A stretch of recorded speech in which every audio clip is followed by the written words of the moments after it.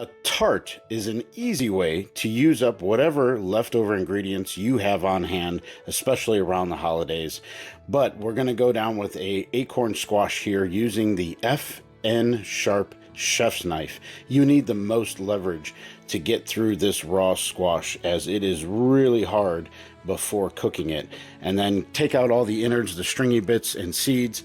Before giving it a whack on the back of the knife, you want to make sure that you first cut into the squash somewhat. That'll give you the most leverage.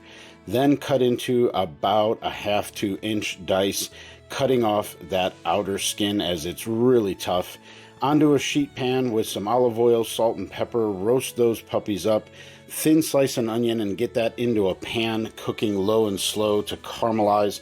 I'll cut off some cheeks of a bell pepper, slice and then dice about a 1/2 inch to 1 inch. Then a Roma tomato, first slicing up into rounds. I'll then cut into quarters and set that aside. A small bunch of fresh parsley, give it a fine chop, and then slice up some scallions as well. Puff pastry sheet, real easy to work with. Make sure it's thawed first and then just crimp the edges. We'll check on those caramelized onions. Man, they look great. This is going to be awesome. Take a little bit of egg wash just around the outer edges. This is going to help give you that golden brown delicious look. I'm using a little marinade from the fresh mozzarella down into the center. Get some mozzarella going down along with those caramelized onions. Then our roasted acorn squash, a little bit of the bell pepper there as well. You just want to kind of scatter everything somewhat evenly.